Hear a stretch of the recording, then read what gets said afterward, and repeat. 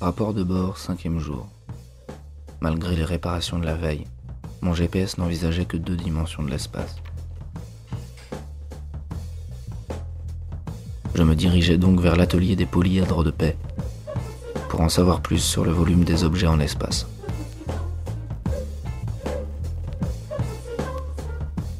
Bonjour, j'aimerais comprendre comment on peut passer de la 2D à la 3D, comment on peut passer de ce petit bonhomme de paix à une sphère en volume. C'est justement ça qui est important quand ils construisent les modules, c'est qu'au début ils assemblent des personnages, ils partent vraiment d'un plan.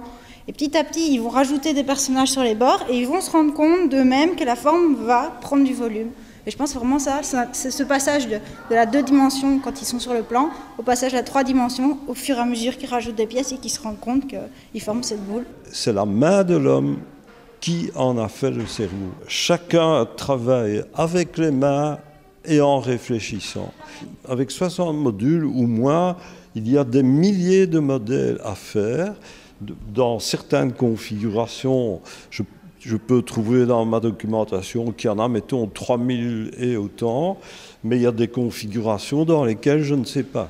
Il y a une structure mathématique, il y a une régularité dans ce cas-là. Seulement, c'est une mathématique qui n'est pas dans les usages, dans les manuels.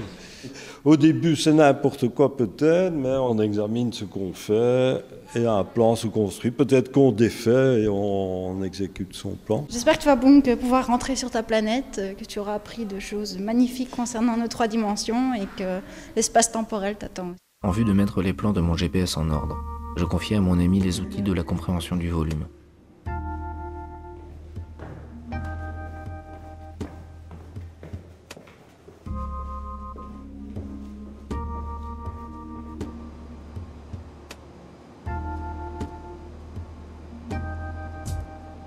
Après cette dernière réparation, je pourrais enfin repartir chez moi. Mon ami se réjouissait déjà de découvrir ma planète natale. Du moins, je le pensais.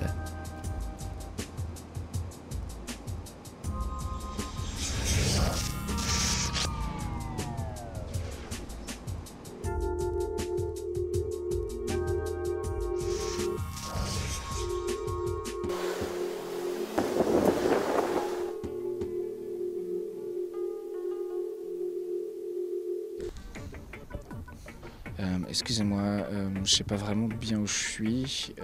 J'étais censé quitter la planète, mais là, je me retrouve ici. Vous pouvez pas m'aider un petit peu? Ce qu'on propose à monsieur l'extraterrestre, c'est de remplir sa fusée avec un peu de vinaigre et un peu de bicarbonate de soude.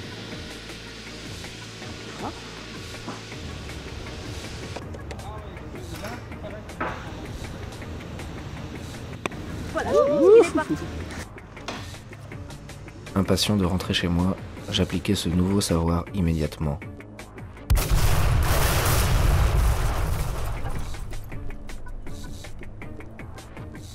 J'avais dû me tromper dans le dosage, et j'avais oublié mon ami le bocal à l'intérieur. Jamais je ne l'oublierai. Pour me remonter le moral, j'allais à la rencontre de petits débrouillards. Alors, c'est quoi vos prénoms? Lucie, Simon, William, Gauthier. on a essayé de comment repérer l'amidon. L'amidon, dès qu'il passe dans le corps, se détache en plusieurs morceaux pour Ralentir. Et pour faire de l'énergie. On va prendre le désinfectant. Mélanger à de l'eau. De l'eau iodée. Ouais. Et en tout, ça s'appelle de l'eau iodée. Et en fait, l'eau iodée, c'est le détecteur de l'amidon.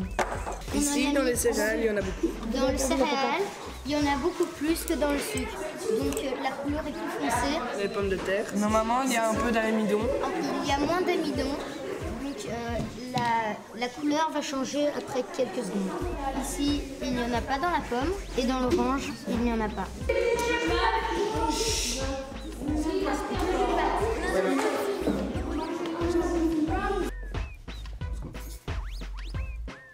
Obligé de m'adapter à la vie terrestre, et fort de mon expérience de la semaine, je faisais le choix le plus sensé.